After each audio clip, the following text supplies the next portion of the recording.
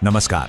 आज बात करते हैं भारत और न्यूजीलैंड के बीच हुए उस वनडे इंटरनेशनल मैच की, जो सच कहूं तो किसी थ्रिलर फिल्म से कम नहीं था। मतलब एक ऐसा मुकाबला जहां जीत और हार का फैसला होना था बिल्कुल आखिरी पलों में।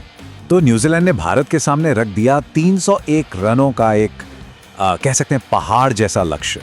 और देखिए, किसी भी टीम के लिए इतना बड़ा स्कोर चेज करना, वो भी इतने प्रेशर में, हमेशा एक बहुत बड़ी चुनौती होती है। और मजे की बात यह है कि जब भारत ने इस टारगेट का पीछा करना शुरू किया ना, तो एक टाइम पर तो ऐसा लगा कि अरे वाह, ये तो बहुत आसानी से हो जाएगा। लेकिन क्या सच में? क्योंकि देखिए, क्रिकेट का खेल ही ऐसा है, कहानी में ट्विस्ट तो आना ही था। तो चलिए जरा गहराई से समझते हैं इसे। सबसे पहले ये देखते हैं कि ये चुनौती खड़ी कैसे हुई। मतलब बात करते हैं न्यूजीलैंड की बैटिंग की। तो हुआ ये कि न्यूजीलैंड ने बल्ले से तो जैसे कहर ही बरपा दिया। डेरिल मिचेल ने सिर्फ 71 गेंदों में 84 रन बना डाले, और उनसे पहले भी हेनरी निकल्स और डेवॉन कॉनवे दोनों ने हाफ सेंचुरी लगाई और एक शानदार ओपनिंग पार्टनरशिप की जिसने 300 रन की वो मजबूत नींव रख दी थी। अच्छा, तो ये तो थी न्यूजीलैंड की पारी। अब आते हैं जवाब पर और कहानी के उस हिस्से पर जो घूमता है विराट कोहली के इर्द गिर्द।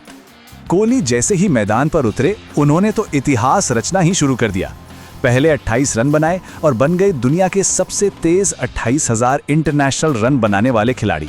फिर कुमार संगारा को भी पीछे छोड़ा और आखिर में खेली 93 रनों की एक क्या कमाल की पारी थी वो। लेकिन कोहली अकेले नहीं थे, ये भी याद रखना होगा। शुभमन गिल के साथ उनकी जो पार्टनरशिप हुई ना, उसने भारत को बिल्कुल ड्राइवर सीट पर ला दिया था। मतलब टीम एकदम कंट्रोल में थी और ऐसा लग रहा था कि जीत तो बस अब एक फॉर्मेलिटी ही है। क्रिकबज़ ने भी यही कहा था कि मैच तो लगभग एक तरफा ही लग रहा था। सबको यही लग रहा था कि भाई इंडिया तो ये मैच आराम से जीत रहा है। लेकिन तभी मैच में आता है वो ट्विस्ट जिसने सबको हैरान कर दिया। एक अचानक, मतलब यकीन ना हो ऐसा कोलैप्स।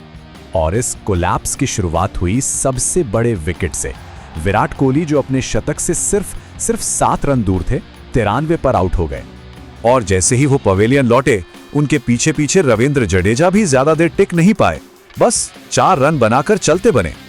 और फिर जो सेट बैट्समैन थे श्रेयस अय्यर, वो भी 49 पर आउट हो गए। और बस भारत का जो मिडिल ऑर्डर था ना, वो ताश के पत्तों की तरह बिखर गया। और इस पूरी तबाही के जिम्मेदार कौन थे? न्यूजीलैंड के बॉलर काइल जैमिसन। उन्होंने 41 रन देकर 4 बड़े विकेट निकाले और मैच का पासा कह सकते हैं पूरी तरह से पलट कर रख दिया। तो अब कहानी पहुंचती है अपने फाइनल एक्ट में, जहां प्रेशर के मोमेंट्स में कुछ ऐसे हीरो सामने आए जिनकी शायद किसी ने उम्मीद नहीं की थी। जरा इस बदलाव पर गौर कीजिए। कोलैप्स से पहले भारत को चाहिए थे 65 गेंदों में 67 रन और हाथ में थे पूरे 8 विकेट। लेकिन कुछ ही देर में पूरा समीकरण ही बदल गया। अब 48 गेंदों पर बनाने थे 56 रन और विकेट बचे थे सिर्फ 5। ऐसे मुश्किल वक्त में सामने आए हर्षित राणा और उन्होंने एक छोटी लेकिन बहुत ही तूफानी पारी खेली। सिर्फ 23 गेंदों पर 29 रन, जिसमें वो एक काउंटर अटैकिंग 6 भी शामिल था।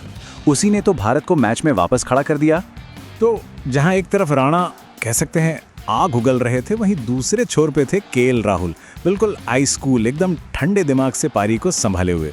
तो चलिए अब देखते हैं कि आखिर में ये जीत मिली कैसे। और फिर आया 49वां ओवर और केएल राहुल ने दिखाया कि मैच को फिनिश कैसे किया जाता है। पहले एक जोरदार चौका, फिर एक और चौका और आखिर में एक शानदार छक्का लगाकर उन्होंने भारत को वो यादगार जीत दिला ही दी।